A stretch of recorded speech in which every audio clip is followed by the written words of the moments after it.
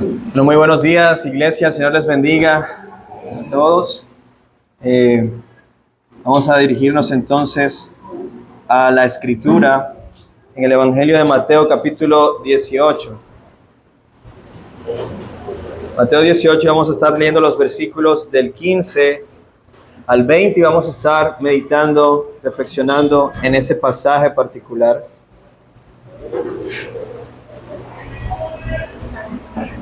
Mateo 18, del 15 al 20. Dice así la palabra de Dios.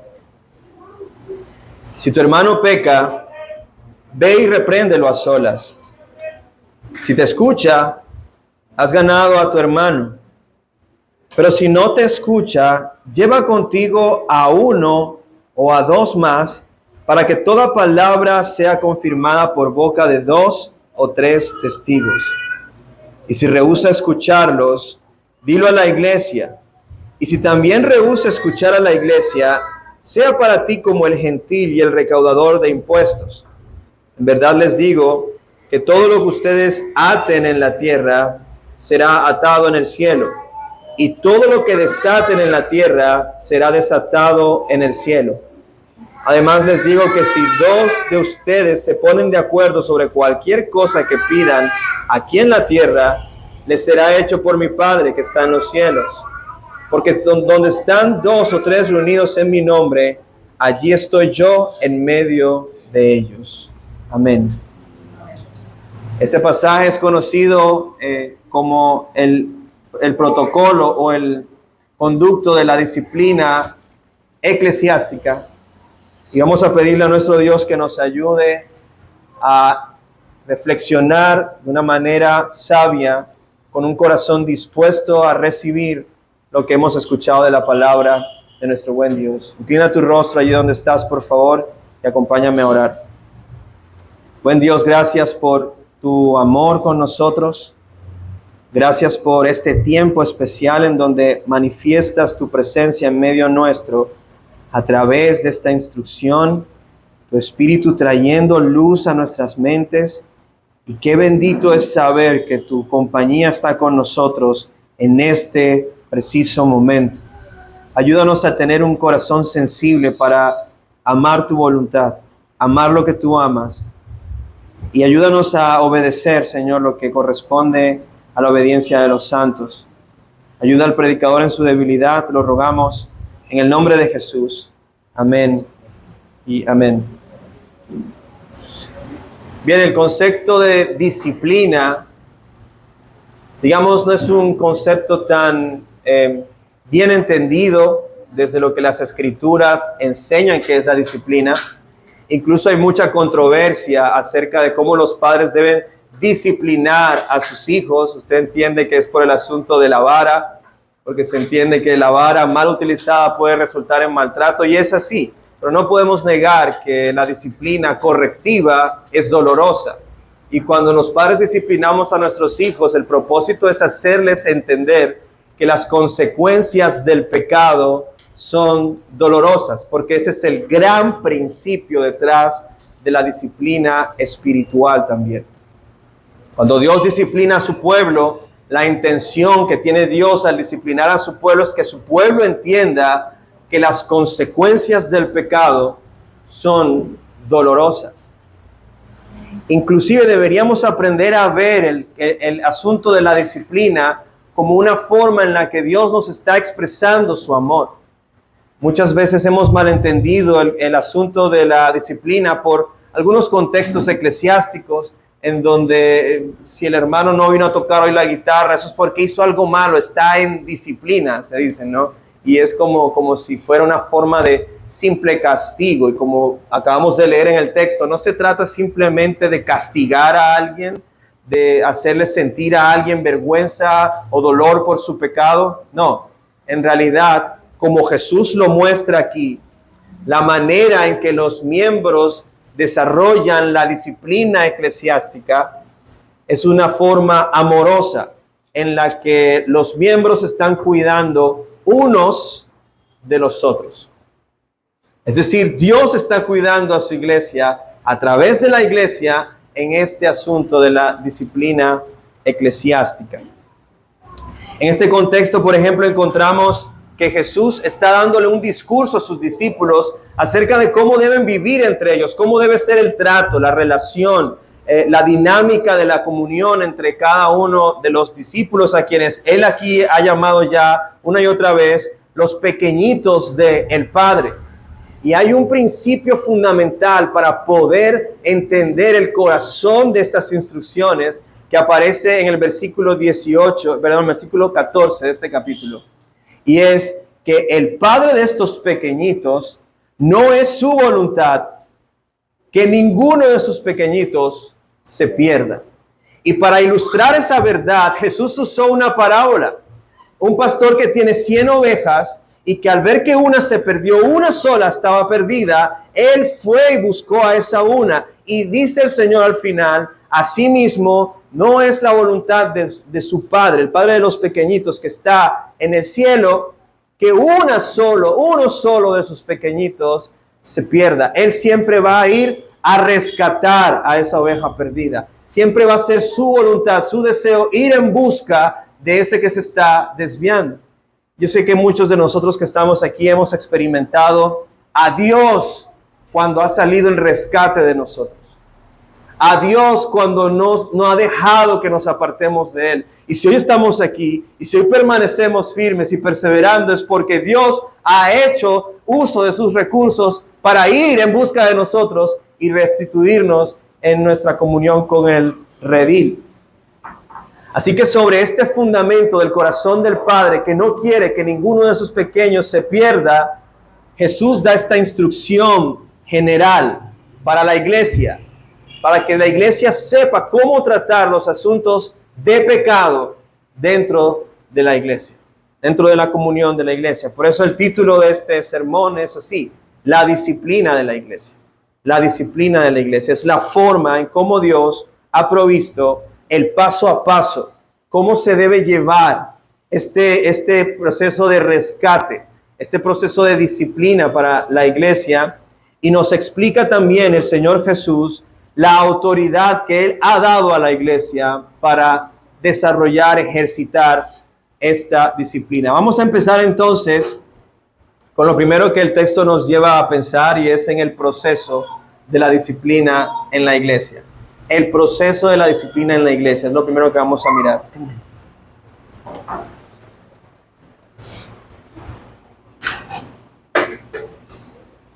El texto comienza diciendo: si tu hermano peca. Ahora, este reconocimiento del pecado es el inicio de la disciplina eclesiástica. El reconocer el pecado en la persona. Ahora, esto implica una realidad importante. Quiero que prestemos atención aquí.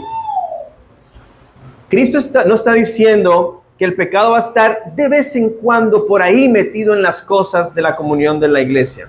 Hermanos, creo que usted entiende que algo que la Biblia enseña una y otra vez es que todos los que estamos en este salón pecamos todos los días.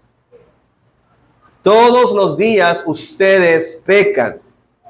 Todos los días, todo el día estoy expuesto a pecar.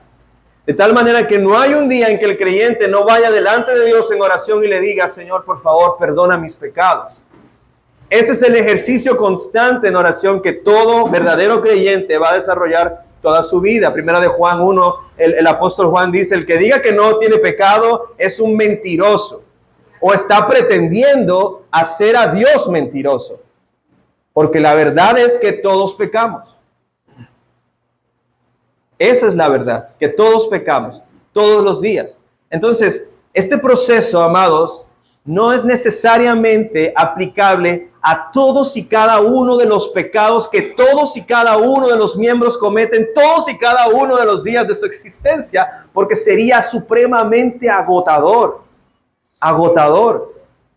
Porque se entiende que cada creyente está batallando con su propia naturaleza pecaminosa todos los días. Y ese es un trabajo que todos tenemos que hacer todos los días. Nosotros mismos, hacer morir todos los días las obras de la carne. Es nuestro deber, es nuestro trabajo. Y hemos sido dotados por el Espíritu de Dios para poder hacer morir las obras de la carne. Pero no solamente de manera individual. Usted quizás ha experimentado en esta comunidad de que a lo mejor tú estás hablando, de repente yo salí a tomarme un café con Eris y Eris me comenzó a decir algo con lo que ha estado luchando y yo le he dado consejo y allí también Dios ha estado lidiando con el pecado suyo. O a lo mejor yo estoy aprovechando la conversación que tiene Eris para decirle, mira, yo también lucho con eso, oremos juntos por eso y estamos trabajando por ese asunto. Entonces lo que esto no supone para nosotros es que debamos andar por ahí como policías buscando a ver quién pecó. Hoy me parece que el hermanito fulanito se le fue la mano con el comentario, entonces voy a ir y reprenderlo, porque voy en misión rescate de mi hermano. No me entiendan. Tampoco debemos mirar este pasaje como yo voy a tratar, y mira cómo nuestro corazón de engañoso. Yo no voy a ir a la reunión de mujeres, porque de pronto allí me voy a ver expuesta a pecar contra alguna de mis hermanas. Yo no quiero eso. Entonces mejor no tengo comunión con las hermanas. Mejor me quedo en mi casa para no pecar contra mi hermana. Porque yo sé que la voy a embarrar. Voy a hacer un comentario imprudente. A lo mejor voy a mirar a alguien de una manera en que lo va a interpretar mal y la hermana me miró, me torció los ojos. Quizás que tiene en contra mía.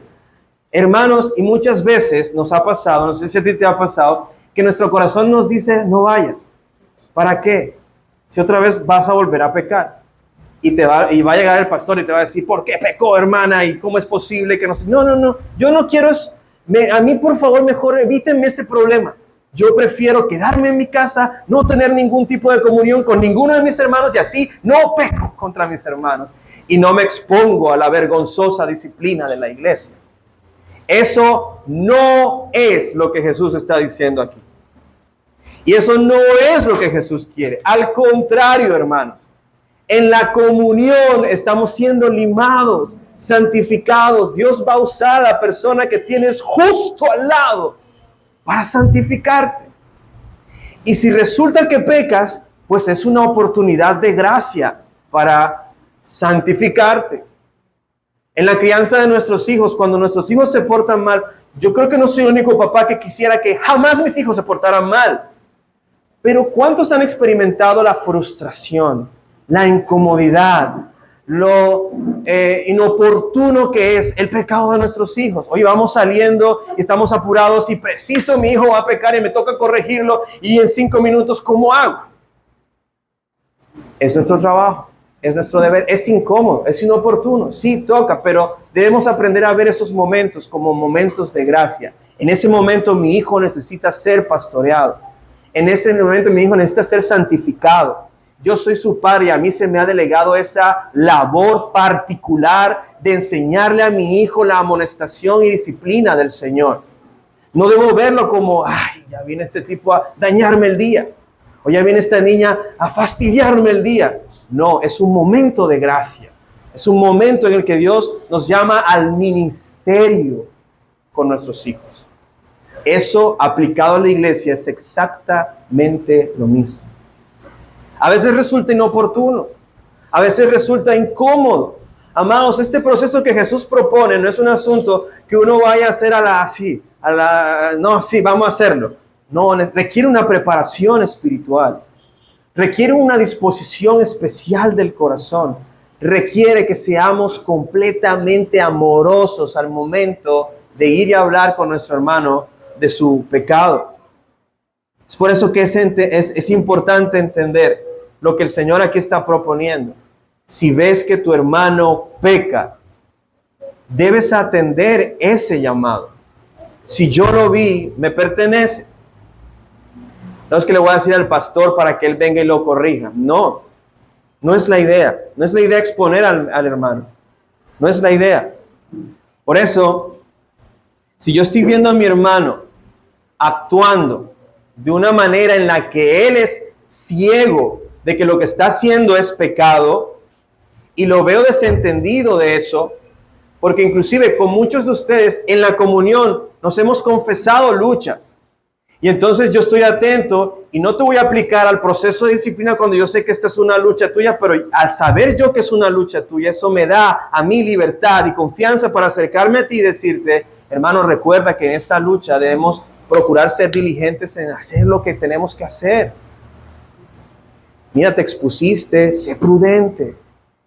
Y eso es algo que debemos hacer por amor al hermano. Es más, quedarse callado al ver el pecado del hermano es aborrecer al hermano. La Escritura dice con respecto a la crianza de los hijos, el padre que no disciplina a su hijo lo aborrece. No dice, no le tiene tanto afecto. No, lo aborrece, lo odia porque no lo está corrigiendo. Por lo tanto, es una muestra de amor que el Señor nos haga ver nuestro pecado. Pero el problema aquí es que probablemente este hermano al que me toca ir con él a solas a reprenderlo, no es consciente de que lo que está haciendo es pecaminoso. Y eso nos puede pasar. ¿Sabes cómo se llama eso? Enfriamiento espiritual. Eso se llama dureza de corazón.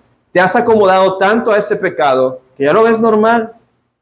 Ya para ti es como, bueno, todos pecamos así.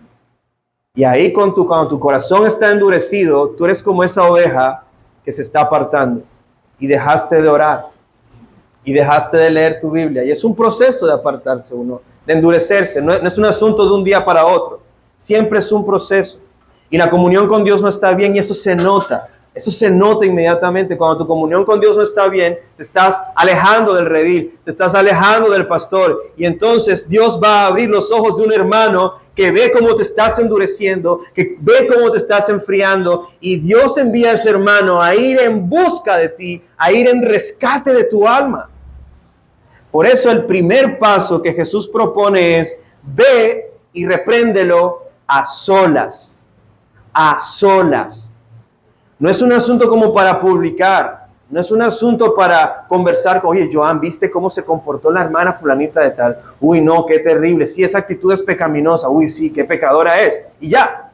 No, yo no tengo por qué hablar de ese pecado con nadie más que ella. Yo quiero ir con esa persona, hacerle ver su pecado y reprenderla.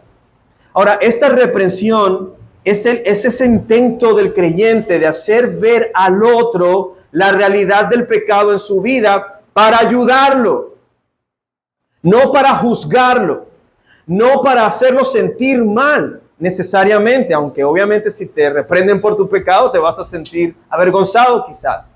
Pero es que la intención mía no debe ser ir a avergonzar al hermano. Ay, ya me lo pillé, espérate. Yo me voy a ir a su casa y tal, le voy a decir unas cuantas. Esa no debe ser la actitud del creyente cuando va a reprender a su hermano.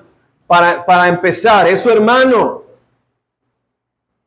Somos miembros de la misma familia, comprados por el mismo precio de sangre en un madero. Por lo tanto, el objetivo mío como creyente de ir a reprender a mi hermano es ganármelo. No acusarlo como hace Satanás. No menospreciarlo. No ridiculizarlo. No avergonzarlo. Ganarlo. Traerlo de regreso al redil. Dice el versículo 15 al final, si te escucha, has ganado a tu hermano. Ese es el objetivo. Ganar a mi hermano. Incluso Gálatas capítulo 6, versículo 1. Puede ir allá en su Biblia. El apóstol Pablo nos da esa misma instrucción que Jesús nos da, pero hace un enfoque especial en cuál debe ser la actitud del creyente cuando va en rescate de su hermano. Fíjate, él dice en el versículo 1, hermanos, aun si alguien es sorprendido en alguna falta, si tú ves que tu hermano peca, ustedes que son espirituales, restáurenlo en un espíritu de mansedumbre, mirándote a ti mismo, no sea que tú también seas tentado.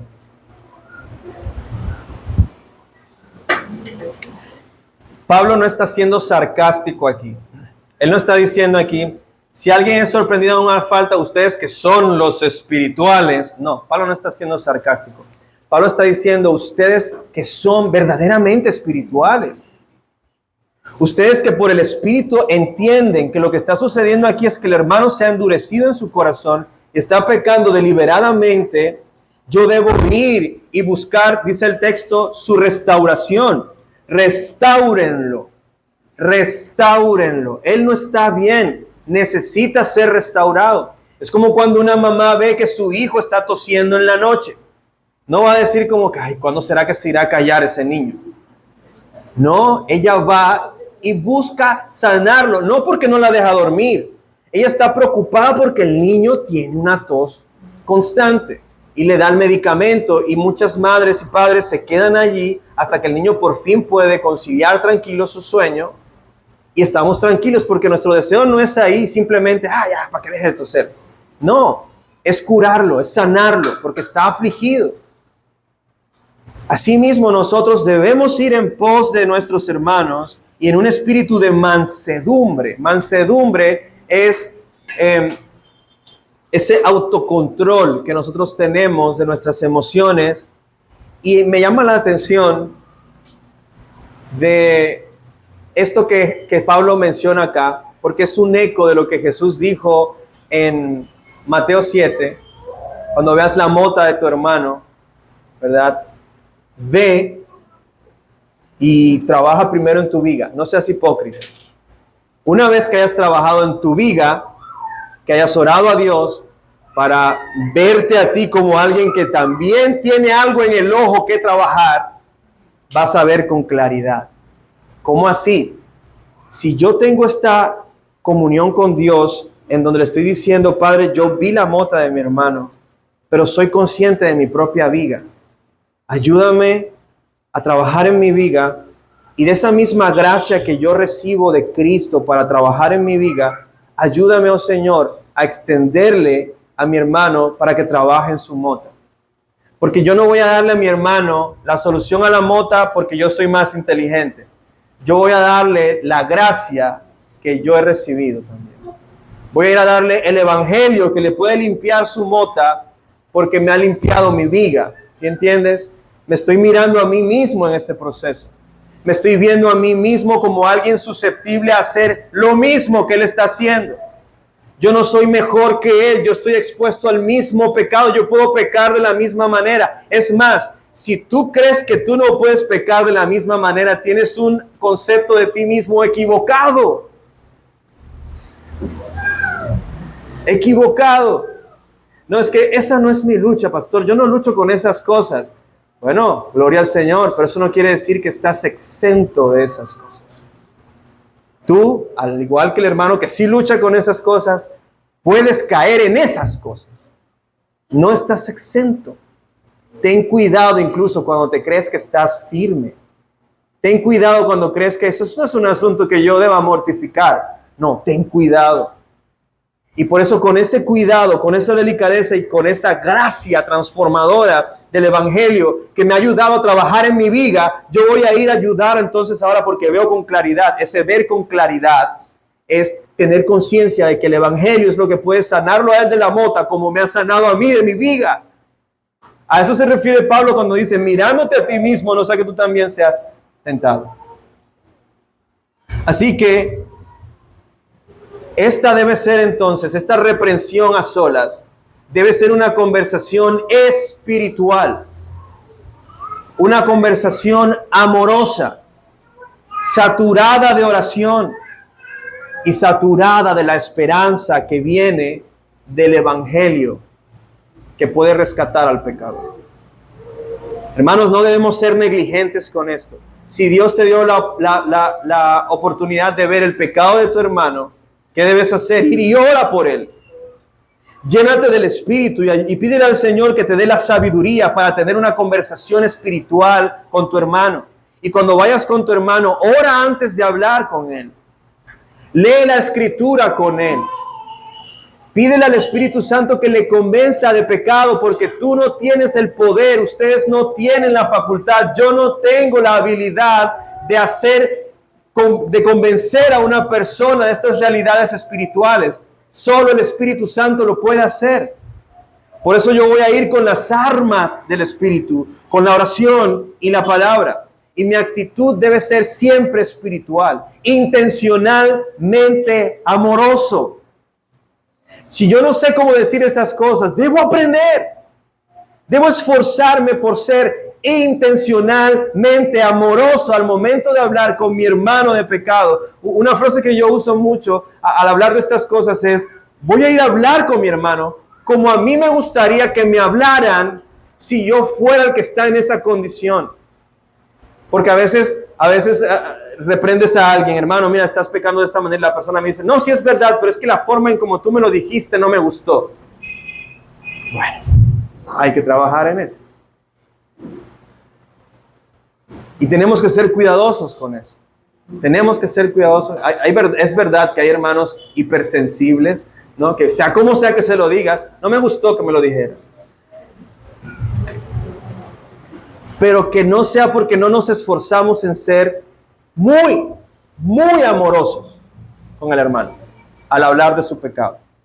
Y que no sea porque no fuimos intencionales en saturar el asunto de oración y del evangelio. Porque si yo voy a hablar del hermano solo de su pecado, lo voy a mandar al infierno. Lo voy a condenar. Estoy haciendo el papel de Satanás. Tú eres un pecador. Y pastor, yo le hice ver su pecado y gloria a Dios por eso. Pero si no le mostraste el evangelio, no hiciste nada. Lo llenaste de culpa, de vergüenza. El evangelio no hace eso. El evangelio lleva perdón. El evangelio lleva restauración. El evangelio lleva reconciliación. El evangelio lleva esperanza. El evangelio lleva consuelo al que llora por su pecado. El evangelio trae restauración. No es solamente hablar del pecado, es mostrarle a Cristo en esa conversación. Y tú, cuando vayas en rescate de tu hermano, debes ser muy intencional en mostrar el evangelio de principio a fin. De principio a fin. No puede faltar el evangelio en esa conversación. El segundo paso, si no te escucha, dice el versículo 16, lleva contigo a uno o dos o a dos más, para que toda palabra sea confirmada por boca de 2 o 3 testigos. En caso de esta reprensión en la que me esforcé, oré, fui, le pedí al Señor que lo guiara, que le abriera los ojos, e intencionalmente oré con él, fui muy amoroso, lo mejor que pude, hice mi mejor esfuerzo, le mostré a Cristo, le mostré el evangelio, pero él insiste en que no está pecando. O a veces dice, no, sí es mi pecado, pero no se arrepiente. Hay hermanos que te pueden responder como, bueno, ora por mí, esa es mi lucha, pero no se apartan de su pecado. Tú sabes que no te escuchó, no porque te dijo, pues no voy a dejar de pecar y qué, pues, no, obviamente si dice eso no te escuchó, pero a veces no es así. A veces el hermano dice, bueno, voy a trabajar en eso, pero no trabaja en eso. Bueno, sí es cierto que la Biblia dice que eso es pecado, pero no se aparta de eso. Al tú ver que él no reconoce eso como un pecado del cual debe apartarse, tú entiendes que no te escuchó, que no hizo caso de la amonestación. Es diferente, hermanos, a como cuando alguien te dice, no, mira, esa es mi lucha. Y más adelante él vuelve a decirte, mira, quiero rendirte cuentas, volví a caer en ese mismo pecado. Eso es diferente. Porque es que él está reconociendo que está pecando y está luchando contra ese pecado. Y te lo está confesando. Eso es muy diferente. No es que, bueno, como caíste y aunque estás luchando voy a llamar a 2 o 3. No. Más bien, ayuda a tu hermano en esa lucha. Ayúdalo porque no puedes solo. Ayúdalo. Pero lo que el texto nos está diciendo es que esta persona no escucha porque no ha entendido la gravedad del asunto. Probablemente no cree que sea pecado y no se va a arrepentir y no se está apartando de ese pecado, no está dejando ese asunto de pecado.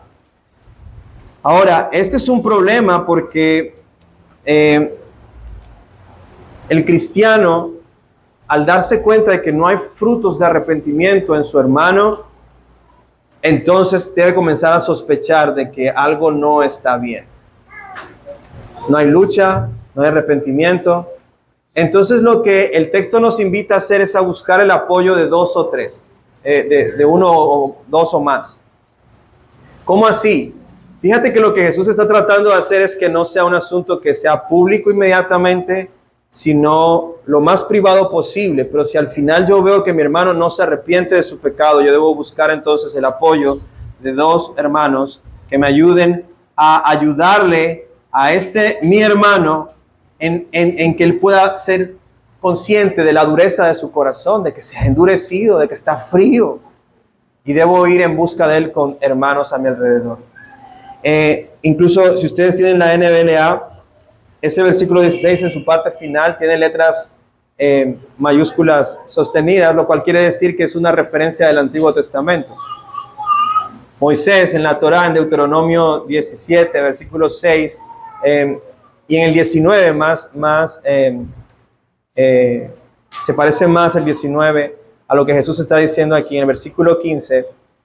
Moisés está dándole a la iglesia, específicamente a los jueces de la iglesia, de Israel, a los jueces en Israel, recursos de cómo tratar estos asuntos. Y dice el texto en Deuteronomio 19:15, no se levantará un solo testigo contra un hombre por cualquier iniquidad o por cualquier pecado que haya cometido. El caso será confirmado por el testimonio de 2 o 3 testigos. Ahora, en el contexto de la ley, lo que Moisés y los jueces deben procurar es que esta acusación de pecado sea verdad, de que no es una impresión del hermano o de la persona que está acusando al otro de un pecado o de una iniquidad. Inclusive en Deuteronomio 17 se usa para cuando hay una acusación de homicidio. Es decir, esa es una acusación grave porque ¿qué le pasaba a la persona que era hallada como asesina en el pueblo de Israel? Debía ser ejecutada. Debía aplicarse la pena capital, por decirlo de alguna manera. Por lo tanto, tenía que evidenciarse que la acusación fuera realidad, fuera verdad, que no fue una impresión y que 2 o 3 testigos puedan dar testimonio también de que esa persona efectivamente cometió ese delito. Una vez hallada culpable, era juzgada. Entonces vemos que para el lector judío que lee el libro de Mateo, o que leía, o a quien Mateo está dirigiendo estas palabras, este procedimiento que Jesús está proponiendo evoca mucho la ley de los jueces en la Torá, otorgándole entonces, como fue en Israel, a la iglesia un proceso sano, un proceso coherente, un proceso en el que el cristiano o en que los cristianos pueden velar porque se esté haciendo justicia contra en uno de estos casos de pecado. De tal manera que se deba revisar que ciertamente esa persona está pecando y que ciertamente esa persona no se está arrepintiendo. Entonces estos testigos tienen que vigilar y velar también porque se está haciendo el proceso de la forma adecuada, que la persona realmente, verificar que la persona realmente no tiene frutos de arrepentimiento y reprenderlo también. Esos testigos no están allí solamente para decir, somos testigos, sino para decirle también, es verdad, tienes que arrepentirte. Tienes que arrepentirte y vamos a orar por eso. Vamos a ayunar por eso. Si quieres, vamos a dedicarnos a estudiar lo que la Escritura dice. Y buscar las herramientas juntos para lograr que el hermano pueda arrepentirse de su pecado. Porque sí puede pasar que un verdadero cristiano se endurezca en su corazón y que no pueda ver su pecado. Pero qué bendición es cuando este cristiano, por el amor de los hermanos, puede ver entonces la realidad de su pecado y la convicción llega a su corazón para apartarse de ello. Sin embargo, si rehúsa escucharlo, dice el paso número 3, dilo a la iglesia. Y si también rehúsa escuchar a la iglesia, sea para ti como el gentil y el recaudador de impuestos.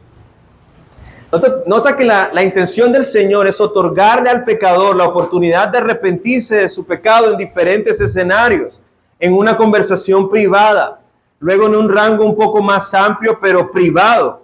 No es un asunto que deba estar de boca en boca en medio de la congregación. Mientras el hermano está en ese proceso de disciplina, no tenemos por qué hacer público ese asunto.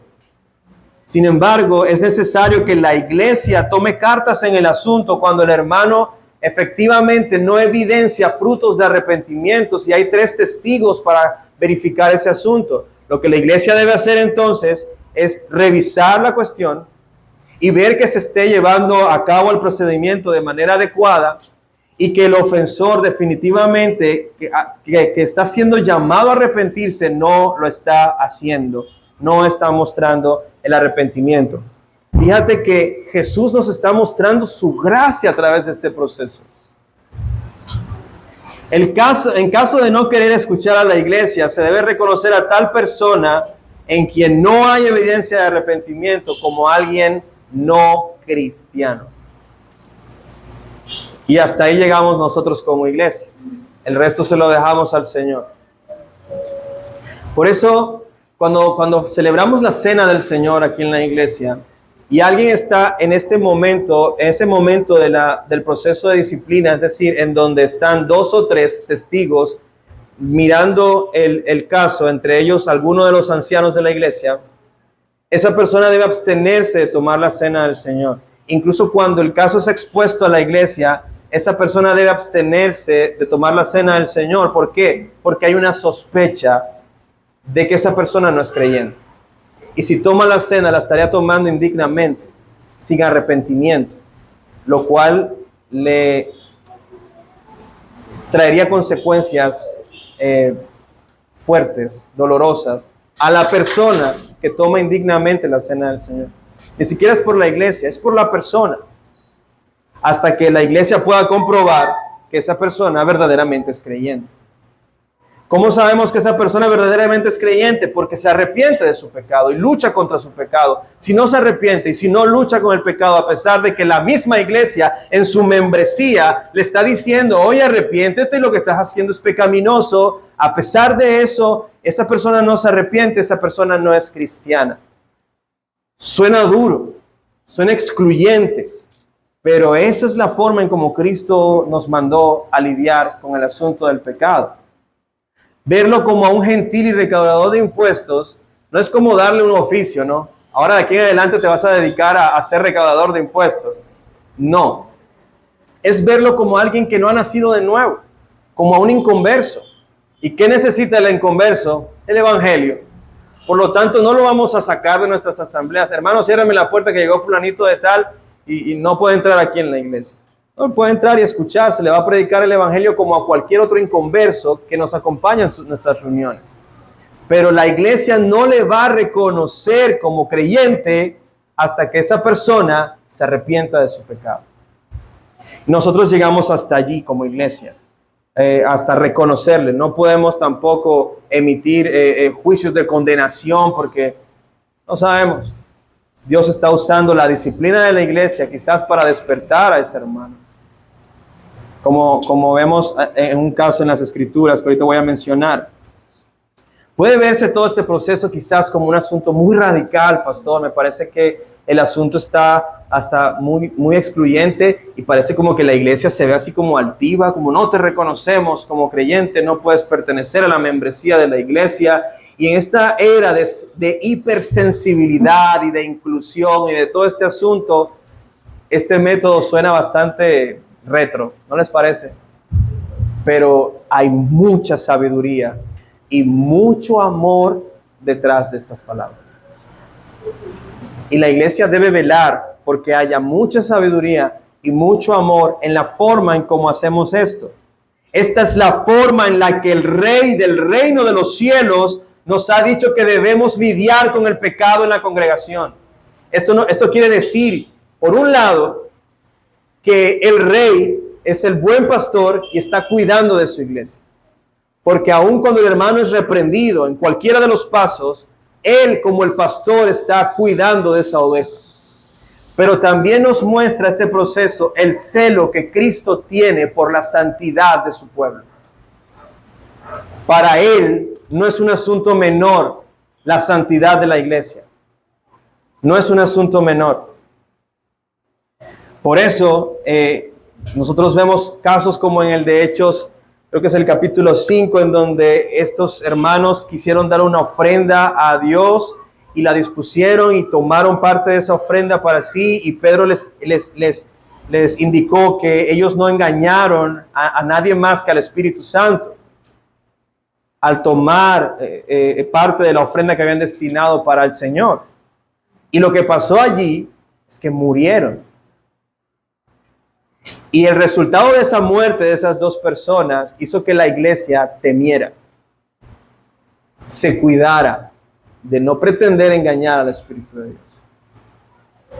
Eso quiere decir que Cristo se toma muy en serio la santidad de su iglesia. En 1 Corintios 11, vemos que Pablo le dice, algunos están tomando la cena indignamente y por eso es que algunos de ustedes están enfermos y otros han muerto incluso.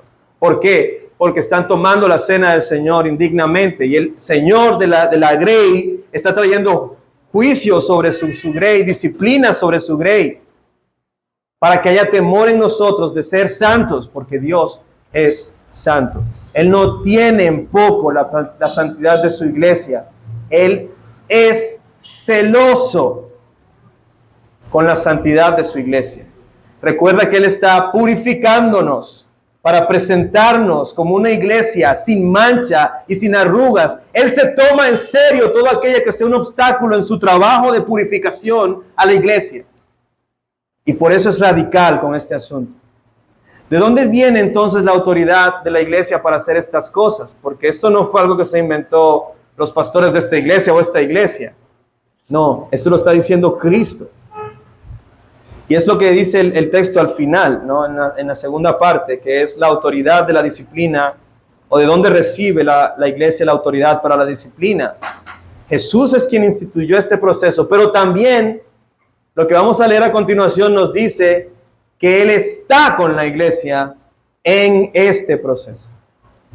Fíjate, dice el Señor en el versículo 18, en verdad les digo que todo lo que ustedes aten en la tierra será atado en el cielo, y todo lo que desaten en la tierra será desatado en el cielo. Este contexto nos deja ver que atar y desatar no es como algunas iglesias o cristianos o personas que dicen ser creyentes enseñan el asunto de atar y desatar, ¿no? Yo ato tal demonio, ato tal autoridad, yo ato esto en el nombre de Jesús. Nosotros no tenemos autoridad para atar nada de eso. La autoridad que Cristo nos está dando aquí, y es evidente, ¿qué sería atar? Reconocer a alguien como miembro de la iglesia, como un verdadero cristiano. A quien sea reconocido aquí es reconocido en los cielos. ¿Qué sería desatar? Consiste en tener a alguien por incrédulo, porque no se pudo reconocer en él el fruto de un verdadero creyente. Al no evidenciar fruto de arrepentimiento, esa persona no es creyente y en un sentido la iglesia lo que está haciendo es desatarla. Desatarla. Este es el lenguaje que el Señor usó en Mateo 16 también cuando habló con Pedro para otorgarle a él y a los apóstoles la autoridad especial para dirigir a la iglesia en la obra de los apóstoles en ese momento fundacional. Se le dio a Pedro las llaves de la iglesia. Se les dio autoridad para atar y desatar. Esa figura metafórica de atar y desatar es Cristo dando autoridad a alguien, y en este caso a la iglesia. ¿Para qué? Para desarrollar la disciplina eclesiástica. Por tanto, todo creyente, todo miembro, tiene la autoridad de Cristo para ir y reprender a su hermano cuando lo ve en pecado. Todo creyente, esto no es trabajo solamente de los pastores, todo creyente, por la palabra, por el Espíritu de Dios, tiene la autoridad de Cristo para ir y reprender al hermano por su pecado. Por tanto, no desprecies al hermano que viene y te hace ver tu pecado, porque viene en el nombre del Señor, porque viene con las armas del Señor para rescatarte de tu pecado. No es bajo su propia autoridad, no es bajo su propio entendimiento o conocimiento de la verdad, no, es por la autoridad de Cristo, por la verdad que ha sido revelada en las Escrituras por medio del Espíritu.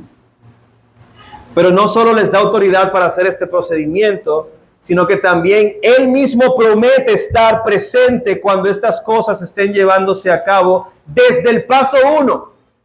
No es al final, desde el paso 1. Dice el Señor, además les digo en versículos 19 y 20, que si 2 o 3 de ustedes se ponen de acuerdo sobre cualquier cosa que pidan aquí en la tierra, les será hecho por mi Padre que está en los cielos. ¿Por qué, Jesús? Porque donde están 2 o 3 reunidos en mi nombre, allí estoy yo en medio de ellos. Si yo estoy contigo reunido en el nombre de Jesús para hablar un asunto acerca de tu pecado, allí está Jesús con nosotros trayendo restauración para tu condición de pecado. Y así en cada procedimiento. No es como que Jesús dijo, miren, ahí les dejo el manual, nos vemos. Si desatan a alguien me dicen, ¿oyeron? No, Jesús está presente de manera real en cada momento. Por eso, hermanos, nosotros no debemos ver la disciplina de la iglesia como algo, es que ya vino el hermano, es que es muy religioso, es que él quiere que todo el mundo sea como él, es que no me parece. Hey, escucha lo que te están diciendo, porque es Cristo mismo quien está enviando a tu hermano a rescatarte. Cristo mismo, a través de él, viene para buscarte a ti como el buen pastor que él es. Por eso no desprecies la disciplina de la iglesia. No desprecies cuando el hermano se acerca y te habla acerca de lo que ve mal en ti. Así que este no es un asunto pequeño para el Señor. Él está obrando en cada parte del proceso para pastorear a su pueblo. Ahora, hay tres recomendaciones que yo quiero dejar claras luego de haber visto todo esto. Número 1, cuando usted ve a un hermano pecar, hable con él. Aplicando todo este proceso espiritual. Ore por él. Ore con él. Llévelo a ver la gracia del evangelio que te rescató a ti. Es tu deber como hermano. Si no lo haces, se te demandará. Y se te tendrá como alguien que aborreció a su hermano y no lo quiso ayudar cuando lo vio en necesidad. Supón tú que yo estoy aquí sentado y la reja está abierta y yo veo que mi hijo Samuel va corriendo, como es propio en él, y va derechito. Yo veo que pasó por la puerta, no frenó, va por las escaleras, no frenó. Yo sería un muy mal padre si yo no dejo de hacer lo que sea que esté haciendo para correr detrás de él y gritarle, Samuel, venga para acá. No, señor, porque ¿qué va a pasar una vez que él pise la calle? Va a morir. Si yo no amo a mi hijo, lo voy a dejar en su camino. Vaya, deja que te pise un carro para que aprendas. Eso sería aborrecer a mi hijo. ¿Estamos de acuerdo con eso? ¿Por qué entonces no hablas con tu hermano de sus pecados si lo estás viendo caminar hacia el abismo? Es falta de amor no hablar con los hermanos de estos asuntos.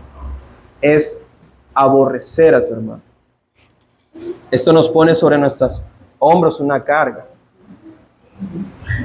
Cuando un hermano me hable de mi pecado, debo escuchar y arrepentirme.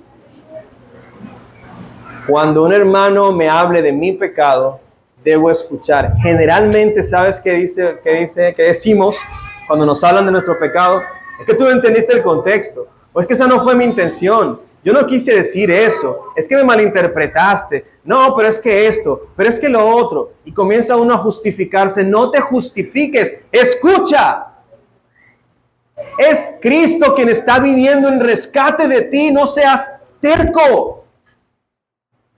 Escucha, porque no es fácil. Y tú te vas a dar cuenta que cuando el Señor te ponga la carga en el corazón de ir a hablar con tu hermano, oye, eso no es fácil. Hablarle a otro de su pecado no es un asunto pequeño, no es un asunto sencillo. Da miedo, da ansiedad, carga el corazón. Nos lleva a orar llorando por nuestro hermano. No es fácil. Y si uno hace todo ese esfuerzo para que tú simplemente digas, tú no me entendiste, te la estás tomando muy en serio, eres un sensible, tú eres muy religioso, tú eres un santurrón o cosas así, no seas terco. Se te está amando. Y el Redentor en su presencia real está yendo en rescate de ti. Escucha, escucha, escucha. Y finalmente, al buscar todas estas cosas, no se trata solamente de ir y decir, no, tú eres un incrédulo, y ya. Ese incrédulo lo tenemos que ver como a una persona a la que le debemos predicar el evangelio. Porque si no ha entendido en este momento el evangelio, está en una condición terrible, terrible. Cuando Pablo en 1 Corintios 5 habla de un hermano que está haciendo un pecado terrible, que ni entre los incrédulos se hace una cosa de esas, y ustedes no han hecho nada por sacarlo de allí, saquen al tal de la comunión. Yo mismo en espíritu apoyo esa moción. Ya yo lo he entregado a Satanás para que a través de la mortificación o el dolor en su carne, él pueda ser salvo. Porque el tenerlo como incrédulo, por lo menos a él le va a hacer ver que no es creyente. Mira, no hay nada peor que irte al infierno creyendo que eres cristiano. Y sí puede pasar. Así que esto es una forma de amor. Y para todos los que están aquí que no son cristianos, el interés nuestro de constantemente estarles llamando a ser creyentes, a que crean en Jesús, a que reciban la gracia del Redentor, a que reciban el perdón y la restauración de Cristo, no es porque les aborrecemos o no es porque los queremos hacer miembros de un club especial como tal. Es porque si ustedes no creen en Jesús hoy, van a ir directo al infierno y no queremos que eso pase. No queremos que eso pase. Les amamos tanto que no queremos que ustedes tengan la condenación a la cual están sujetos si deciden seguir abrazando su pecado. Por eso el llamado para ustedes también es a que abandonen su pecado, a que corran a Jesús, porque en Él hay abundante perdón para el más vil de los pecadores. Hoy hemos aprendido entonces que la iglesia posee la autoridad de Cristo y la compañía de Cristo para tratar los asuntos de pecado en su iglesia. Y que nuestro deber es ejercer este proceso con gracia y verdad que nacen del Evangelio del Señor, con el fin de lograr la reconciliación del pecador. El Rey ha hablado. Y nosotros debemos amar lo que Él ama, aborrecer lo que Él aborrece, obedecer sus mandamientos, porque Él es digno de todas estas cosas. Oremos.